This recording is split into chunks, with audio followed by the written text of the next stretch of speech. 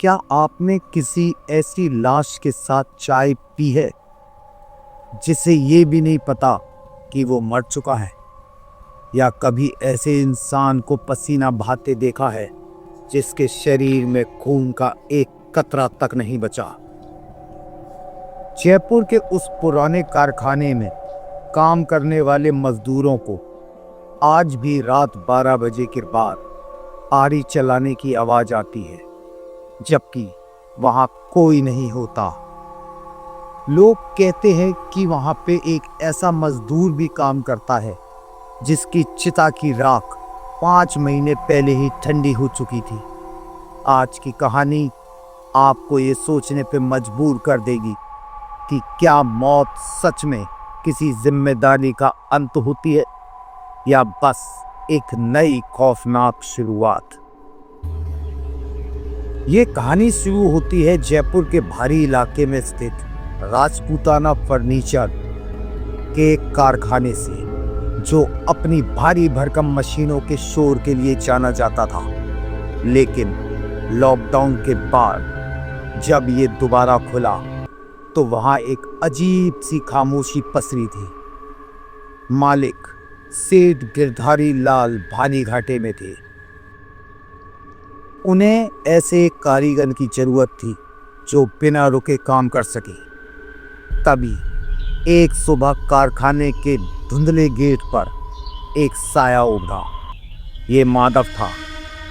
चेहरे पर अजीब सा पीलापन, आंखों के नीचे काले गड्ढे और आवाज ऐसी जैसे किसी गहरी कब्र के अंदर से आ रही हो। मालिक, मैं वापस आ गया। मुझे काम चाहिए।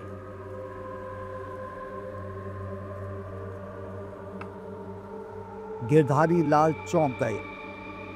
माधव, तू? सुना था तेरे गांव में महामारी फैली थी, तू बच गया। माधव ने कोई जवाब नहीं दिया, बस अपनी छेनी और हथौड़ा निकालकर काम पर बैठ गया। उसकी रफ्तार इंसानी नहीं थी।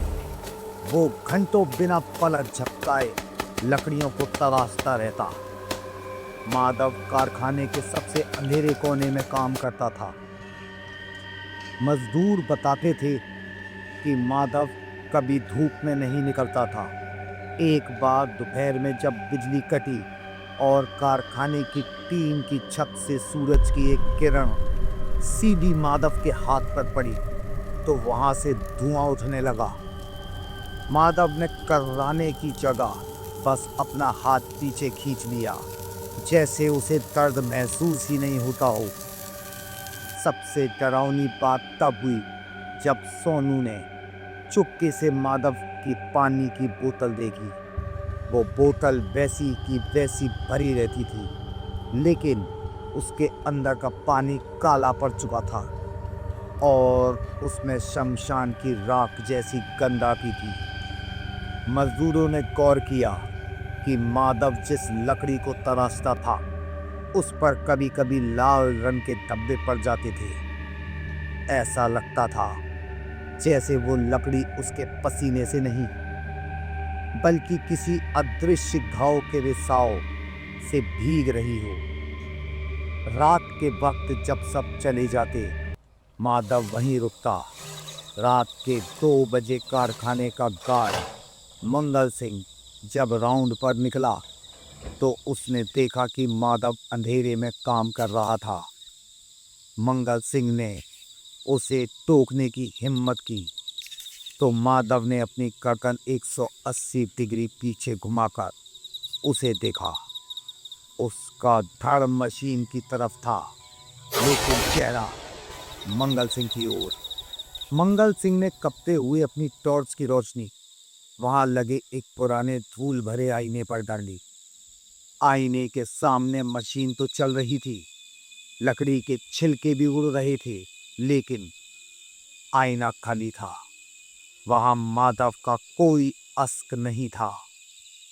वहां सिर्फ एक खाली कुर्सी हिल रही थी और हवा में छेनी अपने आप चल रही थी।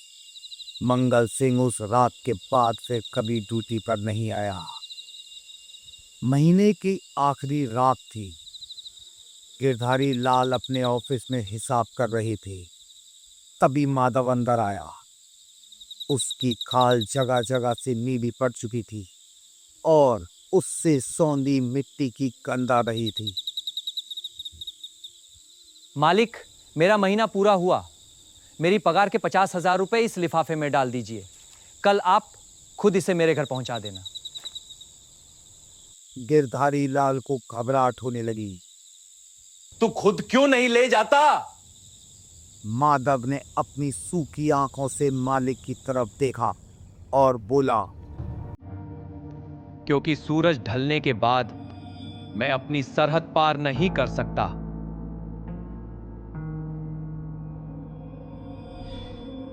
जैसे ही माधव बाहर निकला, सेठ जी ने लिफाफा खोला।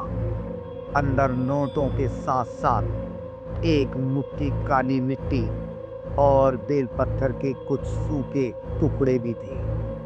सेठ जी घबराकर उसे रोकने भागे, लेकिन गलियारे में सिर्फ मिट्टी के पैरों के निशान थे जो धीरे धीरे धुएं में बदल रहे थे। अगले दिन गिरधारी लाल उस गांव पहुंचे। वहां माधव के घर के बाहर उसकी पत्नी मीरा बैठी थी। गिरधारी लाल ने लिफाफा आगे बढ़ाया। ये माधव की कमाई है। मीरा ने लिफाफा लिया और दहाड़ मारकर रोने लगी। उसने बताया, सेठ जी, माधव तो 5 महीने पहले ही मर चुके हैं।